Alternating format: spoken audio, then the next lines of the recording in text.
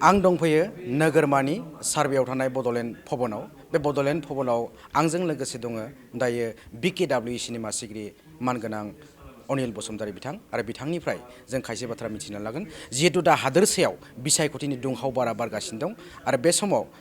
BJP दोलोनि फारसेनिफ्राय बा NDAN नि फारसेनिफ्राय बिसायख'थिनि बिजाथिनि फारिलाइखौ फोसावनाय जाबाय आरो दासान्दि गिबि मन्थ्रि डक्टर हिमन्त बिश्व शर्मा बिथाङाबो गावनि बिजाथिलाइखौ गथायनाय जाबाय आरो बेबायदिनो बियाब बेबायदिनो गोख्रोङै बिजाथिफोरा गावफा गावनि बिजाथिलाइखौ गथायबाय आरो बे समाव जोङो BKWC नि मानगोनां मासिगिरि अनिल बसुमतारी बिथांनिफ्राय जों खायसे बाथ्रा मिथिलागोन नोंथाङा बे फैबाय थानाय बे बिसायख'थिखौ लानानै नोंथांमोननि फारसेनिफ्राय BKWC नि फारसेनिफ्राय माबायदि बिजाथाय फोरमायगोन आरो NDA खौ माबायदि मदद फोरमायगोन नोंथांमोना मा बुंगोन बर' कसारी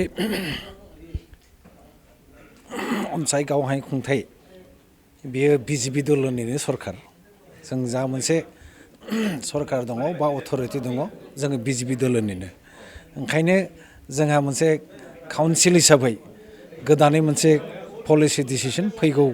बिसायख'थिखौ लानानै फैगौ आसाम लेजिस्लेटिभ एसेम्ब्लिनि जानाखि जेनेरेल इलेक्सन 2026 बेवहाय गोदान मोनसे पलिसि डिसिसन जोंहा गैया जोंनिया BJP दला जा लागोन बेनो जोंनि दल बेनो जोंनि सिद्धान्त आरो बेवहाय BJP दलजों नांथाबना थानाय गोबां राजखान्थियारि दल BPF आरो AJP बेनि NDAनि जेसेबां बिजाथिफोरखौ जोंनि काउन्सिला मदद होगोन दा BTC नि बायजोआवबो प्रमद बर' दैदेननाय UPPL राजखान्थि हान्जाया बिजाथि होनायखौ जों नुनो मोन्दों नोंथांमोना बे आयदाखौ लानानै मा बिजाथि फोरमायदों नायदो BJP दलाव जोङो नुनायाव BPF AJP बेल' दङ UPPL नि सोमोन्दोआ बेसेबां गोथौसिम दङ जों बेखौ मिथिजोबा आरो दानि खौरां बिलाइ बा ससियेल मिडियायाव नायोब्ला बिथांमोना BJP दलनिनो बिजाथिनि हेंथायै गसंनायखौ जों पेपाराव नुदों दासिमबो रोखा जाजोबाखै 23 खिन्थु बिथांमोना बुंबाय थादों NDAनिफ्राय ओंखारनाय बिथांमोना NDAनिफ्राय ओंखारदों बेबो स्पष्ट नङा पेपारा जिखिनि बुंदों बिथांमोना जिखिनि बुंदों आं सानो आं बुजिनायाव दा जोंहा AJP आरो BPF आरो BJP बे मोनथामखौल' नुनायाव बिथांमोना ओंखारदों माबादि ओंखारदों बेथ' जोंनि खाथियाव गैजोबा ओंखायनो बिथांमोनाव थागोन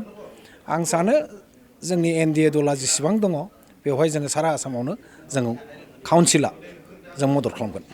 दा BTC नि बायजोआव दा गोबां बर' भटार्सफोर दं दा खमैबो 2 लाखनिबो गोबां होननायखौ बुंजायो दा बे बिथिङाव बिथांमोननि बेलायाव माबाफोर गोहोम गोग्लैगोन नामा नैबे बिराद स्पष्ट जोङो साननानै मोननाय बायदिब्ला 5,88,000 बर' भटार्स बायजोआव दङ आरो बियो मैया दाखालि जा सोदांनायखौ दोनथ'नानै आरो बे मैया दाखालि सोदांनायखौ लायोबा आरो बांगोन 10 लाखनि गोजौआव जोंनि बर' भटार्स दङ दा 10 लाख बर' भटार्सखौ दैदेनबाय थादों जोंनि